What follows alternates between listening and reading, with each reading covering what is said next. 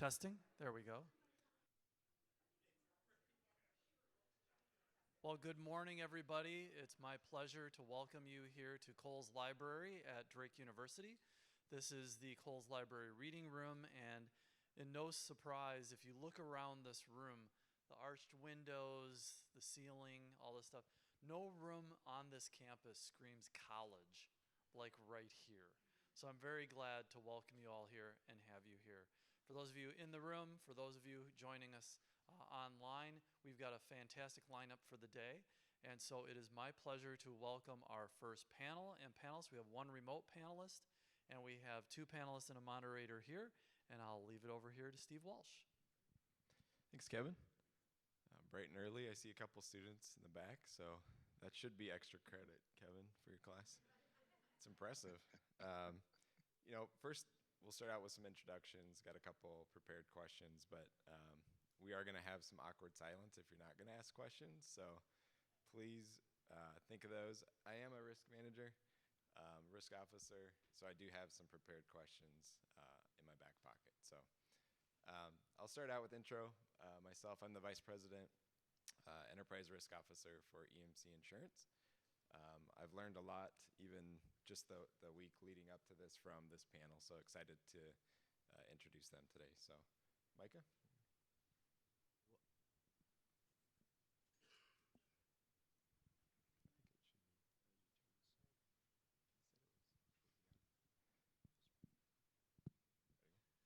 Michael Wolstenhume, thank you for the opportunity to be here. I'm the Chief Risk and the Chief Reinsurance Officer at UFG Insurance, about 2 hours away over in Cedar Rapids, Iowa, and happy to be here.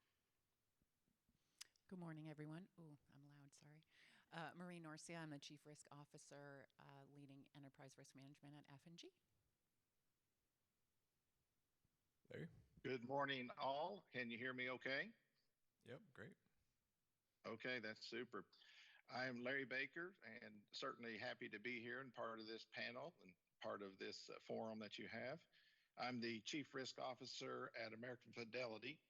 Primary responsibilities are working closely with our board and our Corporate Governance and Risk Committee to oversee risk management across the enterprise, as well as helping our executive team and other leaders make risk-informed decisions, especially at the strategic level.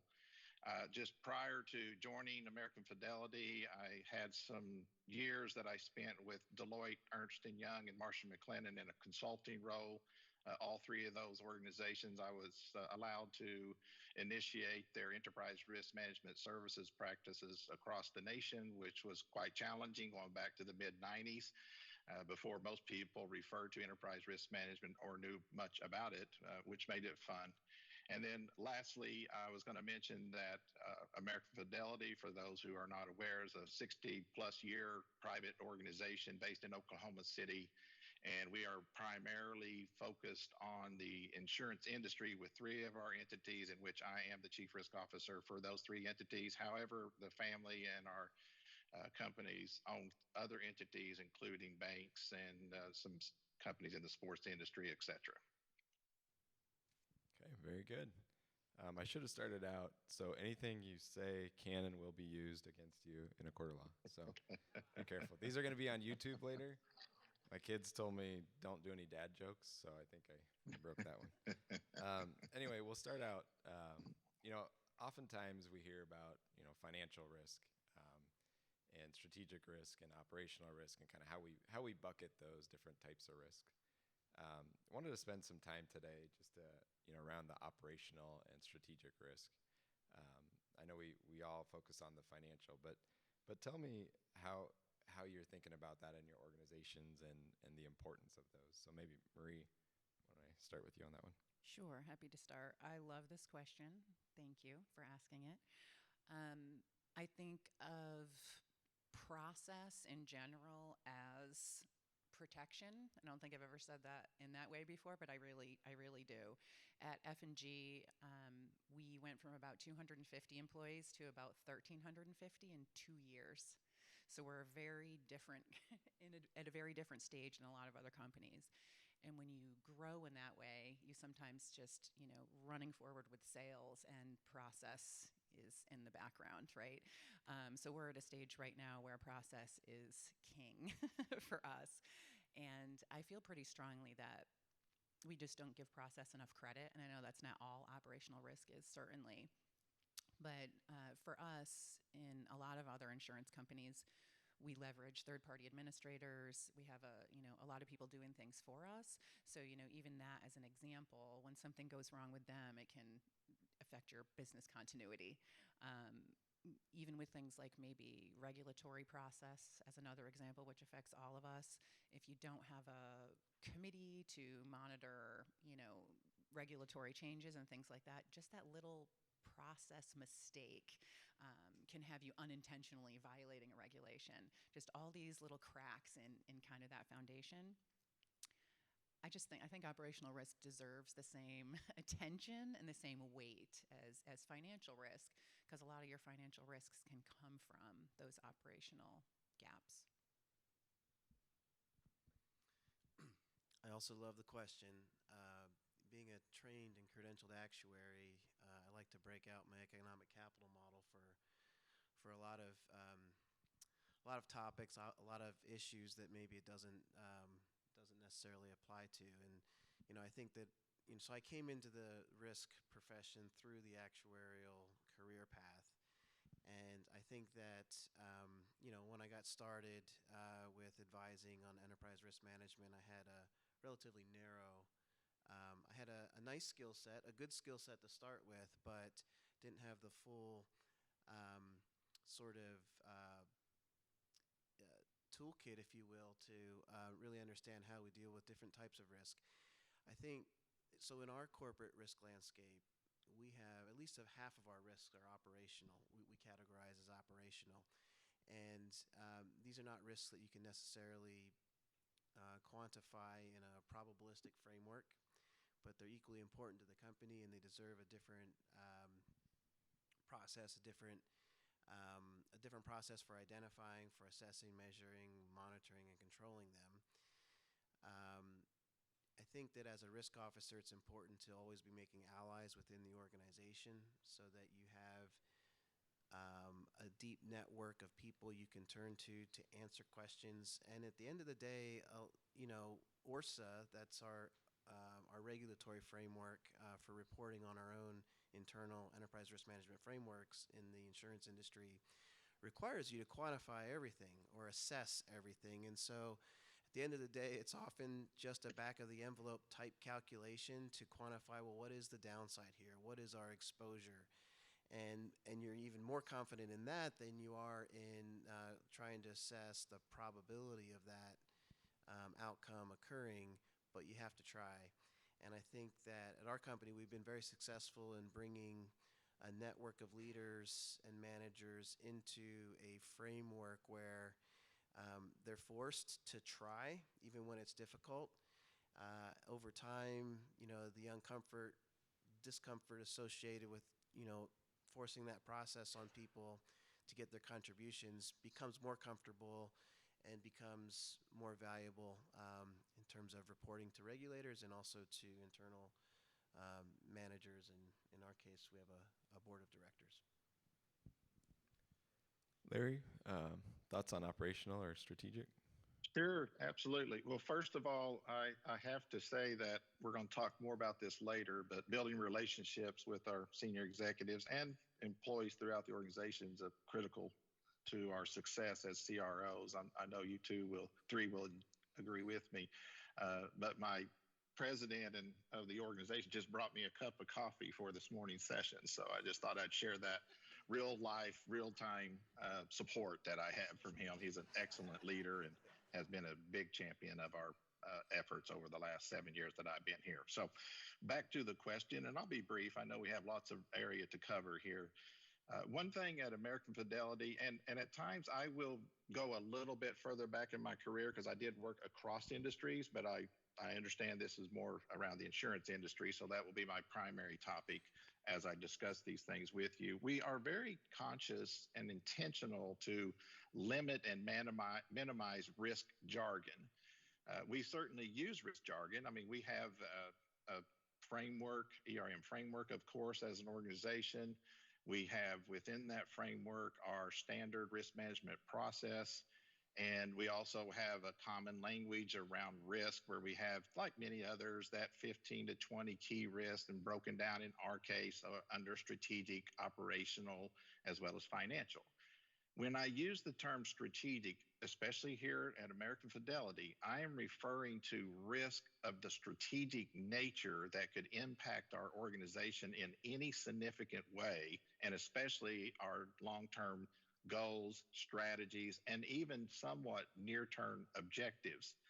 So, when I use that term strategic risk, at least for us, it can actually be a meaningful operational categorized risk, but in our jargon, we refer to it as a strategic risk. So it is common for us to refer to strategic risk, for example, around sales growth, as well as perhaps around cyber, around loss of customers, which is a very business focused strategic risk, and or information technology risk. It's when to our organization's continued success is when we bring it to our list of strategic risk, which can be that anywhere 6, 7, 8, maybe even up to 10 big risks. Keeping that in mind. As an example, I mentioned sales growth.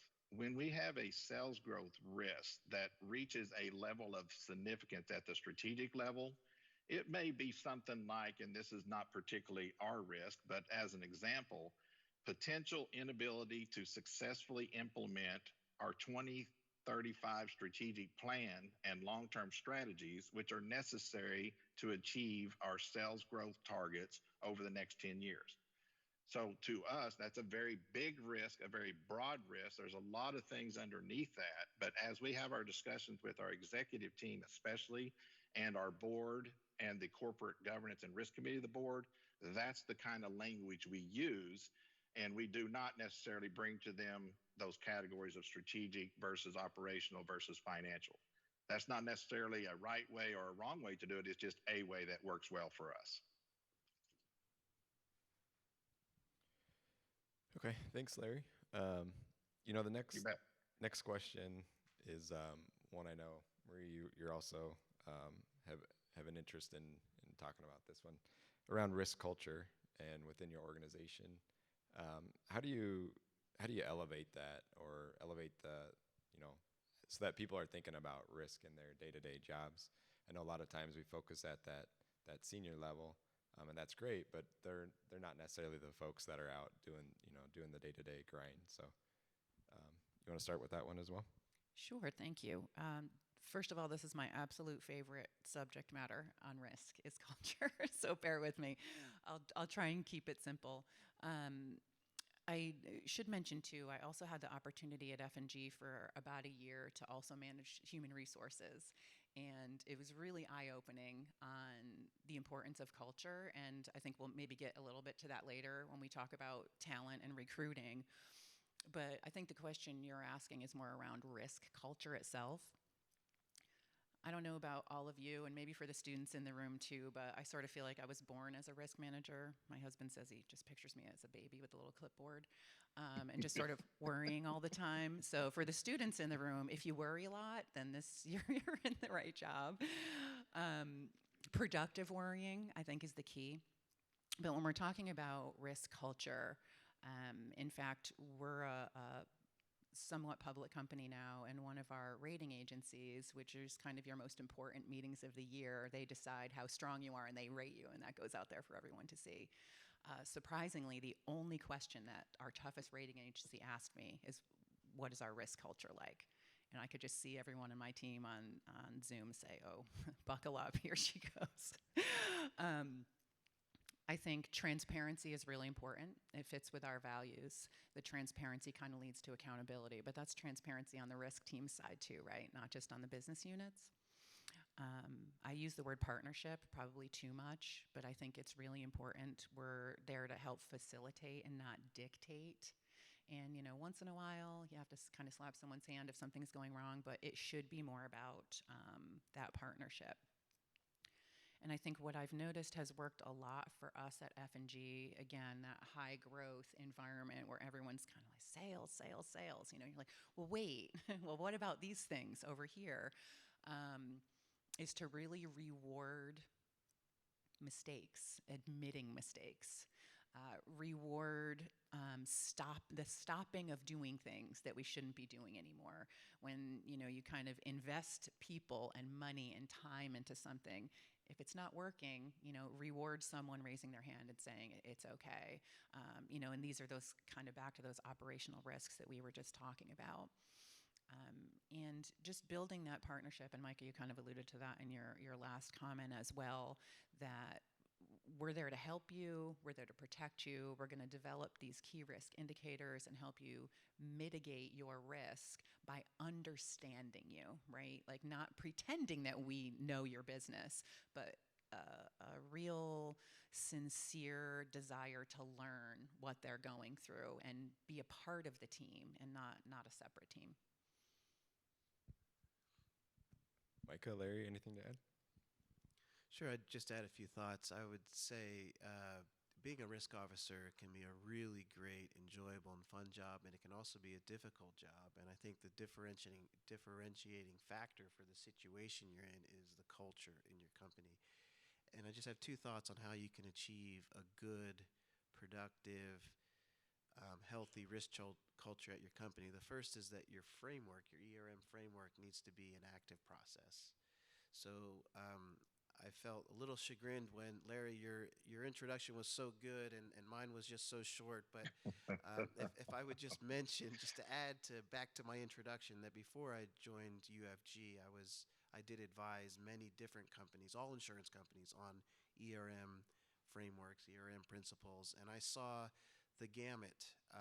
I saw companies that once a year would get a few executives together in a conference room and whiteboard some risks, and then that was it. And then that was what they used for complying with their ORSA requirements. And then there were others that took it more seriously, saw the value that the risk office can create for a company, and had comparatively active processes. So that's what we strive to do at our company. We have a community of people engaged in assessing the risks that we have recorded in our corporate risk register each quarter. And that active dialogue, that active process is what I think really enables us to have a healthy risk culture, which means people see the value of the exercise, the assessment exercise, the controls that you put in place, and they support it, and they contribute to continuously making it better. The other thing I want to point out about having a good risk culture, in my experience, is that it's got to be supported by your top leadership.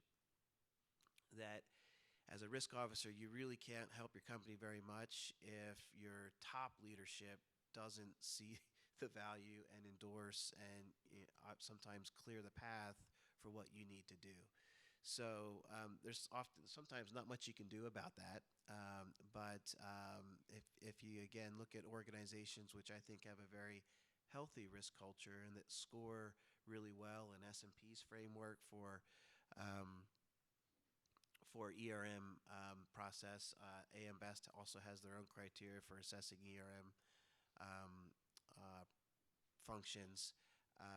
The companies with the great risk cultures are those that have engaged active senior leadership that knows that risk can make money for the company too.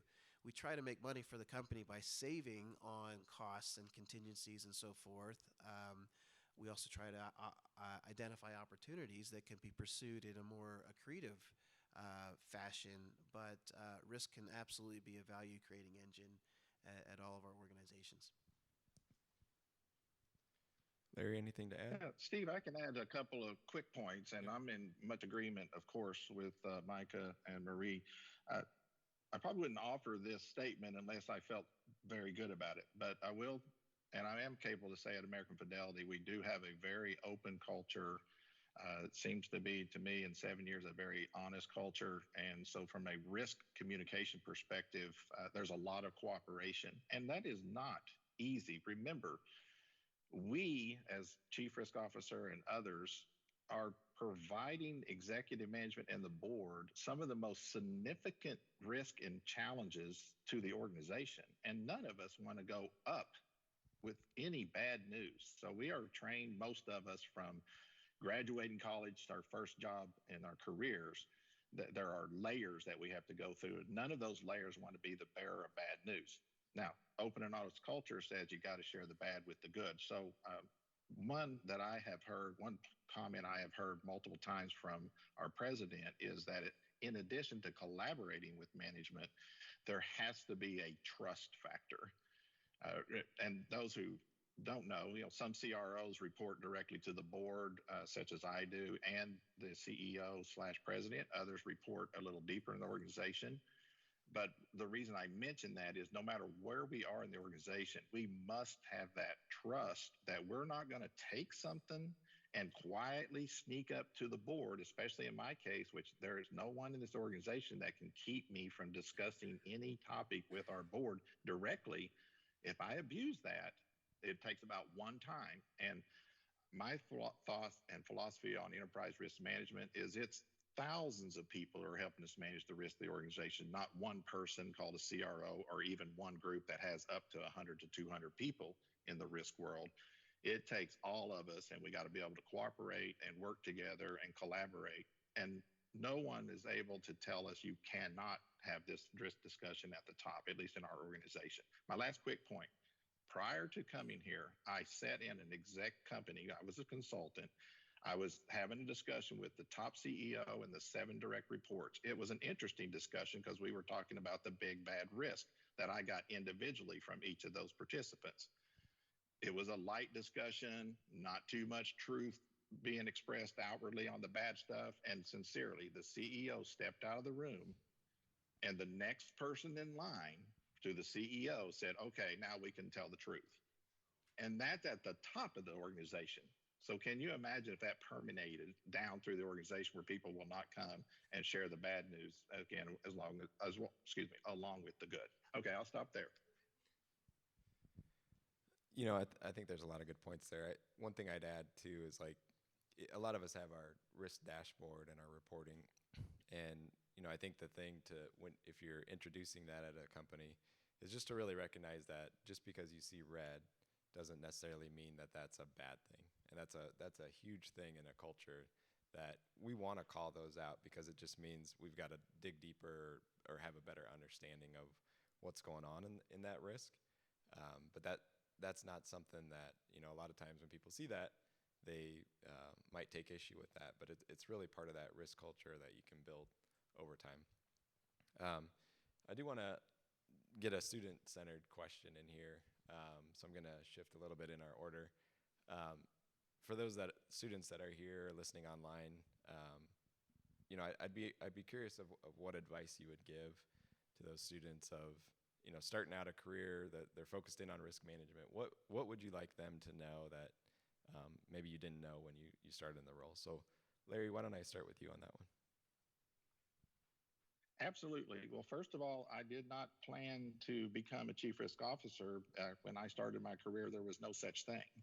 So unlike CFOs, chief legal counsel, and a lot of other executive positions, the chief risk officer position was not in existence I would say back certainly into the early 90s. So my path was not necessarily planned. Just coincidentally, I am a CPA, but I have never done one accounting entry. I actually do have a little bit of internal audit background early in my career, but I was not the typical internal auditor at all. Most of my work and auditors are great and we need them. It's just not my particular area of focus. And then after doing some work in that regard, I was brought over to the CPA firms. And I actually, as I mentioned early on in my intro, helped those firms develop and implement a brand new service line called Enterprise Risk Management. And I had to do that with no people, no product, no sales, no clients. So what I'm getting to is that experience where I had to build the business across a country and hire people and train people and serve clients and convince clients to do this thing called enterprise risk management. That contributed greatly to my career in an unexpected way. I've also had some time within strategic planning as well. So, where I'm going is first, understand that the space of risk management is very broad and it means a lot of different things. As Micah mentioned, he has an actuarial background, and I mean, those people know a lot of stuff that I don't know. But he's a great CRO, I'm sure, just like I hope I'm a pretty good CRO. So, kind of understand what the career options are, get a good clarity on what you think you want to do. And the last thing I'll offer is the soft skills matter. Communication skills, collaboration skills, executive presence, as they sometimes refer to skills. If you want to be in meetings with board members and senior executives, you need to be like a board member or senior executive. It almost comes down to being that simple and that straightforward. So those soft skills and writing skills, I highly recommend you get very good at those, no matter what your career path is.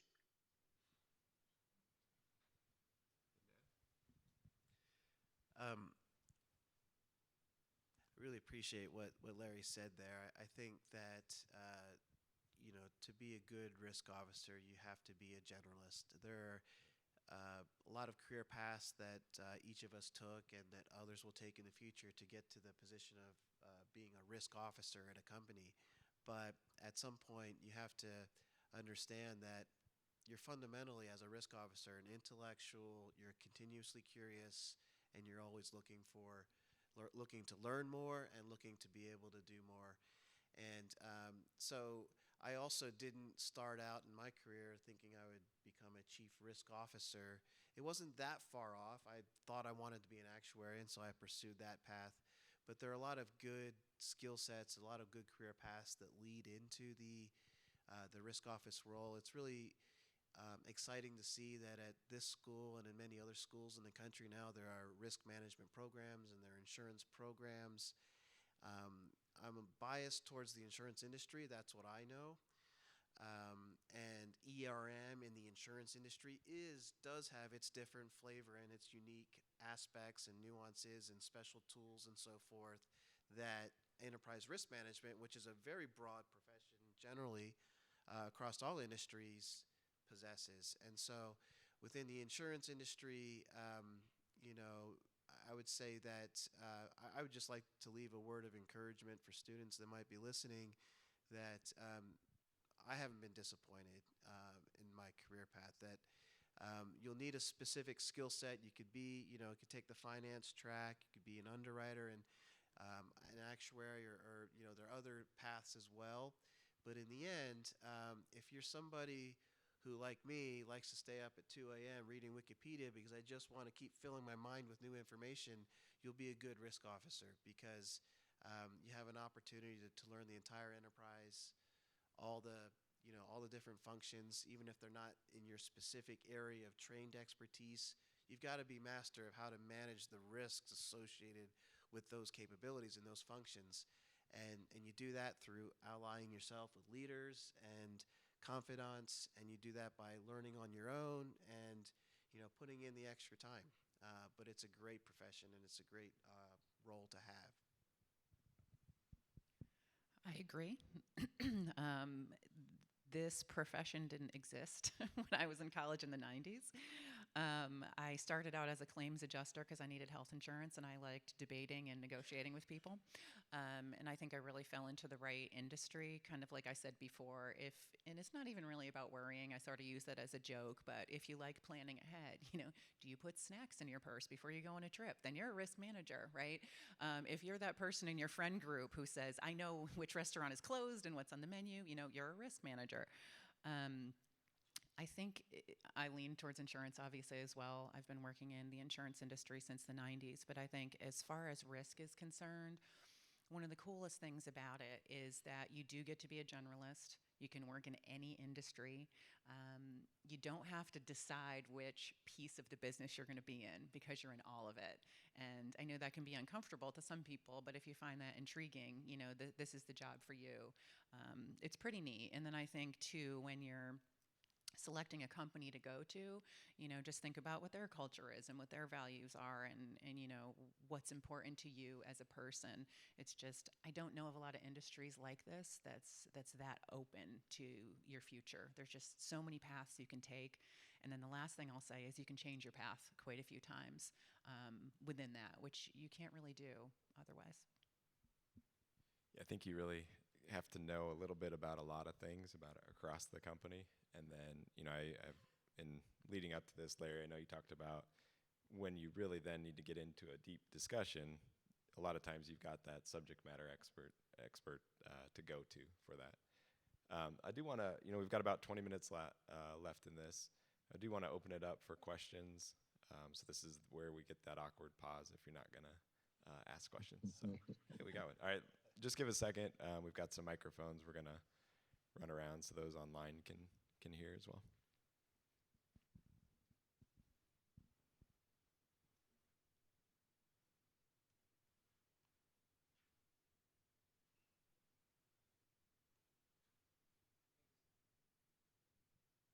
Well, I was forced to sit in the first row, so I should ask questions. Well, excellent panel discussion. Each one of you brought in, your career highlights throughout, so that was very helpful. Particularly where we stand today and with the emergence of AI, I clearly see that new risk. We see global risk report from World Economic Forum, and it highlights, misinformation as one of the top risk, cyber as another risk, of course, extreme weather events, etc. So my question to the panel is, in the new emerging risk, how are you managing, tackling it in terms of spotting them and mitigating those risks, and especially considering the technological advancement, and there's not much governance around it as much as we would like to have globally in these areas? Well, I can start there. In the insurance, again, back to kind of the special aspects of ERM in the insurance space, we have 6 basic principles that the international regulators originally promulgated, and then the NAIC also adopted. And those are that your ERM framework has to enable the company to identify, assess, measure, monitor, control, and mitigate risks. So I think that in the area of emerging risks, it's really important to have a robust risk identification process. There's a lot that comes after you've identified a risk and concluded that it is material enough that it needs to be managed and so forth. But the risk identification process needs to be robust. So the way you make that happen is that you hope, and different risk offices, different companies have different levels of staffing to assist with this, but you have staff that are obviously reading the industry news, staff that are reading the news that's not related to the insurance industry and following what's going on in the world, especially in the economy. And then, as if you have that kind of catch-all type net of just paying attention to what's going on in the world, and again, this is a tall order, and it's really important for the risk officer to be personally involved in that. Then what you do is when a risk seems to be relevant enough, you identify a risk evaluation team, and you begin the process of meeting regularly and designing action plans and follow-ups to initially assess, but then, once you kind of mature with your assessment, monitor, control, and mitigate that risk. So I think, again, it's being continuously open and actively engaged in the world around you. You've got to have some process for identifying risk. And then you've got to apply the rest of your ERM framework to those risks that end up being necessary to register into your corporate risk register. All companies should have some form of a corporate risk register. In the case of AI, in the case of cyber, these are all risks that we have those processes in place to estimate, what is the potential exposure for us, for our business profile, for our strategic plan, and then that features into the reporting that we do internally. I slightly different answer to the emerging risks question. Thank you for asking that. Our F&G's emerging risks owner is right there, so I'm going to try not to disappoint him. So don't mind me if I'm using my cheat note for that one. So F&G does an annual risk tolerance tracker every year, which is a pretty cool thing. And our 5th annual one just came out 3 days ago. So that's the reason I've got my cheat notes. And the risk tracker asks American investors, not just F&G customers, about their views on retirement and risk. So to the question of what were they most worried about having a negative impact on their financial future? So it's American investors specifically. Inflation and recession are always at the top of that list. It's every single time. But new was 63% were worried about cyber crime and fraud. I thought that was pretty interesting. That is a huge spike from prior years. I think we're just seeing it in the news more often. 61% geopolitical risks. But then 50% was generative AI. And we were just talking about that earlier, thinking people are making a connection of fear, uncertainty with generative AI. And at F&G, we're just taking a really deliberate stance on AI right now. We're investing a lot in the foundation, in the training, on the ethics side of it is very important to us too. And just trying to create a safe environment for our teams to use that. But I thought it was really interesting that that came out as one of the big fears for American investors, specifically to the impact of their retirement savings. I wasn't anticipating that. Yeah, happy to add some comments again in agreement with my panelists there. One is that for emerging risk, we consider those and look at those as like any other risk. And again, careful with the risk jargon in our company. We have an established ERM framework and it's meaningful. And there's an established risk management 4-step process within that framework. And whether we go out as risk people and interview and get the top 10 list or top 3 to 5 list of risk, or somebody else gives us a risk, or we read and learn of a risk, we always bring them into the same process. Identify, analyze, do something about it, and then monitor. So whether it's coming from, no matter what the source is, we're always bringing it into our established framework. Let me give you a quick example. I was literally in New York at a board meeting with some of our senior executives and our ownership. I'm going up an escalator. He looks at me. I can't go anywhere, right? Well, I'm on the step next to him. And he says, I'm seeing a lot of construction going on across the world. I think maybe we need to look at the economy risk. So there we go. And Mike, I believe as you said, then we look at that risk, we put it into our step 1. Is it worth taking next steps and a deeper analysis? And then we move on and take action if needed. AI has now hit that cycle. So we've got it in our list, we've started to analyze it, and then we've actually developed a governance committee of our top leaders, including our innovation AI officer and risk folks like myself, and the president of the organization, and we're on a governance committee that's monitoring that particular risk as we speak. Yeah, I would just add too with AI, I feel like the regulatory landscape's still catching up to it. And so, as a company, we're similar to this group, being deliberate about how we're adding that foundation, that governance, but we also don't want to get too far ahead. Just with concerns about how the regulatory environment might impact, any AI that solutions that we might develop. So, but EMC is also then, it's also a huge opportunity. So how can you not take a look at it? So we definitely have a pipeline of what we're trying to build with that, but just taking a very intentional approach with that governance and ethics and all of those things mentioned. Next question from the audience. In the back.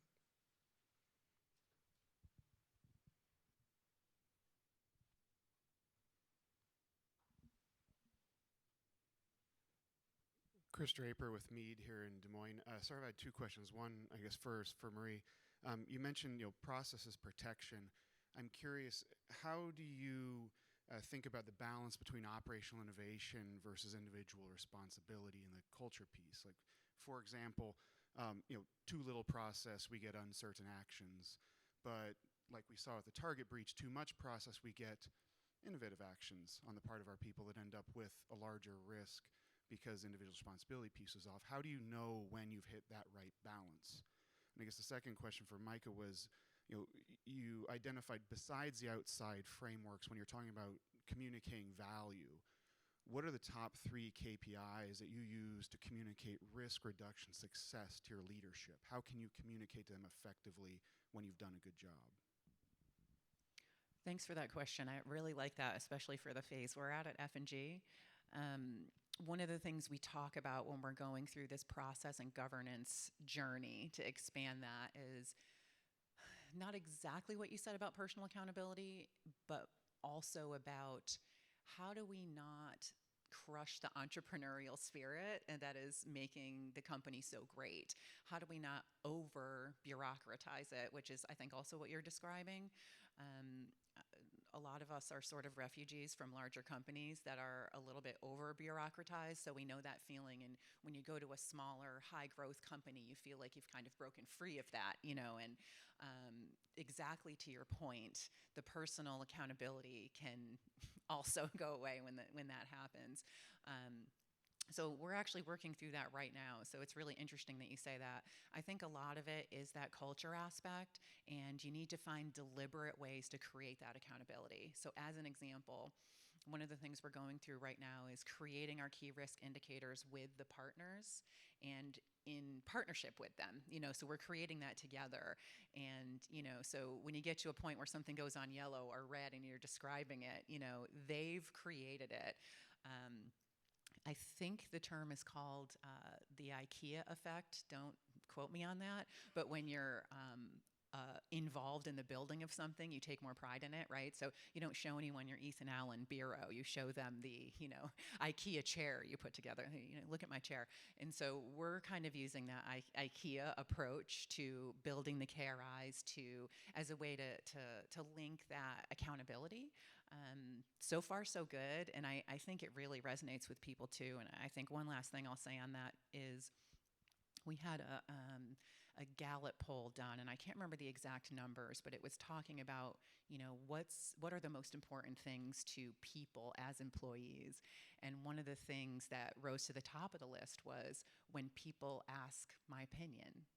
And so this is also linked with there too. It's kind of that more buy-in. They're helping you build it. You're asking their opinion on what to do. And so then when you go for that sort of measurement later in the process, that accountability is there.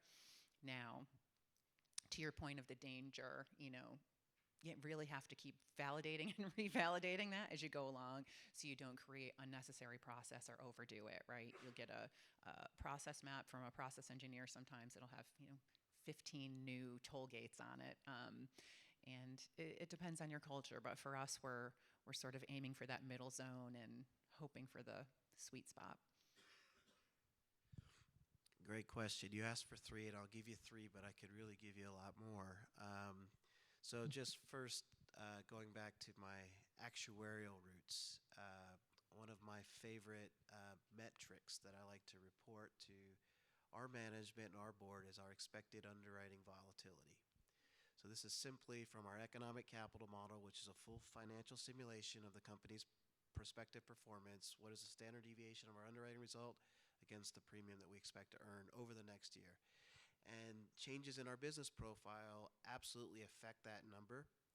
And we'll never get it down to 0, but that would be the goal, that we would love to be able to produce underwriting returns with certainty, without any volatility. But of course, the insurance business is a risky business, and so this is a very valuable metric that will enable the company to see if the decisions it's making with regards to its forward risk profile are likely to translate into more stable returns in the future. Now, that metric is part of a dashboard of metrics that we have connected to a corporate risk appetite statement. So every company should have a corporate risk appetite statement, and your metrics, your risk tolerance metrics should be tied to that corporate risk appetite statement. So that's just one example. Another example I would bring up is that I mentioned before, well, actually before moving on, so the risks that you can abstract mathematically in the insurance industry are property catastrophe risk, underwriting risk, reserve risk, and asset risk with an economic scenario generator. That's what constitutes a economic capital model and an accounting framework. And, so we use that for the many examples like I just brought up with, being able to measure our expected underwriting volatility on a forward basis. But then these other risks, these operational risks we talked about before that don't lend themselves to that type of a probabilistic framework, you still quantify them, and as I mentioned before, we still force our people, our evaluation teams with input from the risk office to assess the downside impact, the potential adverse outcome, as well as the probability. So obviously, impact times probability can be multiplied out to an expected cost. Is it the right number? No, absolutely not. But it's, our best effort to quantify that. You can add that up across your landscape, and you can report on that over time.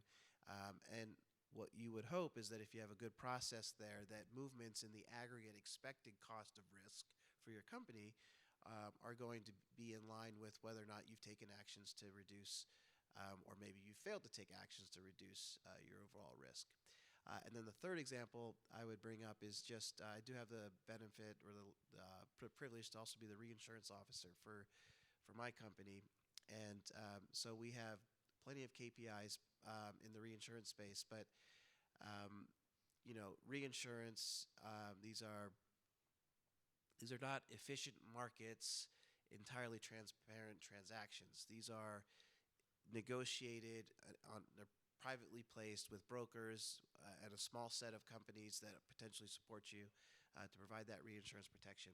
So there's a lot of room there to make it better for you or to not make it better for you, but cave into the needs of the reinsurers that are providing you for that capacity. So very simply, the expected reinsurer margin is a KPI where reinsurers obviously are in business to make a margin for themselves. We can model out the expected recoveries and then determine how much profit margin on an expected basis in a modeling framework is being required by the reinsurer to supply you with that risk capacity. So those are just three examples, but I think any mature ERM framework is replete with KPIs that, if they're good metrics, are sensitive to the decisions that we know intuitively are leading to a better, more stable risk profile or vice versa. Great. I think we're getting close to time. Maybe one more question, if we've got it from the audience.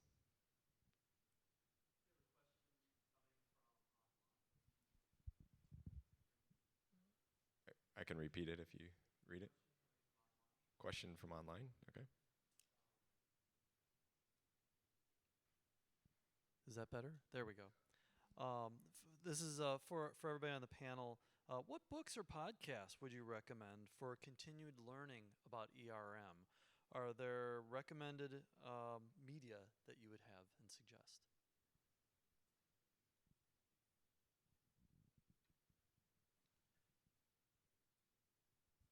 Anybody want to take that?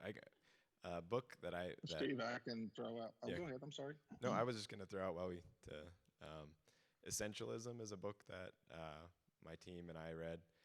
It's really about how there's so much going on. How do you prioritize, and how do you almost decommit from certain things, and having the strength to say no. It's a tough skill, but it's surprising how much that book resonated with our team. So definitely recommend that one. Larry? I was just going to say, and again, I don't want to go back too far and stay, but quickly, back in the mid 90s through the 2000s, from a true strategic enterprise risk management scope, there was nothing for us to go research or look at. And now, I don't know, there's thousands of different things out there, books, articles, podcasts, universities, ERM initiatives. You've got RIMS that's got their views of ERM. You've got even the internal audit profession with their views of ERM. So now a lot of them are still trying to figure it out. Now, coincidentally, and I get no value out of this, no monetary value. I wrote one book in my life quite a few years ago, and it was about enterprise risk management on the practical application. It was a way or two of doing ERM, not the way. But there are multiple books out there from an ERM perspective. And then when you go outside the scope of specific information on ERM, there are tons of things out there around the modeling of risk and statistical analysis around risk and everything else that can make you a better chief risk officer and or a risk focused employee. So lots of information out there. Sorry not to narrow it down very much, but just get out there. If you want to learn more about it, you have plenty of opportunity to do so. Just very quickly, a lot of my best sources we have to pay for, but there is, one report that comes to mind that you wouldn't have to pay for. That, of course, probably everyone is familiar with the World Economic Forum and the report that gets put out by there. But in the insurance space, again, back to being biased in the insurance business, Swiss Re puts out a report called the Sonar Report each year, and it's a very comprehensive survey of emerging risks in the underwriting space that you could get your hands on.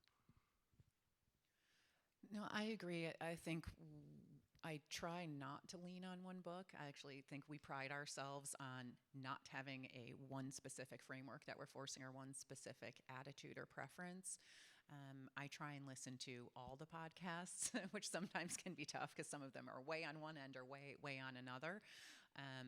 I get a lot out of RIMS as well. Honestly, I think I probably download their white papers more than anyone else, even though I'm not in P&C anymore.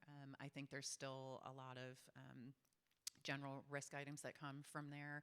I think you do need to be a member to download those, unfortunately, as white papers, but I find them to be great. And honestly, I think events like this and networking with people, honestly, we get a lot more out of learning from each other's personal experiences in their professions as well. Another one, NC State has an ERM initiative. If you haven't checked that out, there's a ton of good resources that are free on there as well. So with that, I think we'll wrap up our first session today. Appreciate everybody, your insights, and promise none of this will be used against you today, although it will be on YouTube, so check that out. Thank you, though, for the audience participation. Really appreciate the questions. Makes for a much better day for the panelists as well. So thank you, Larry, Micah, Marie. Appreciate it. Thanks. Thank you. Very much a pleasure. Thank you.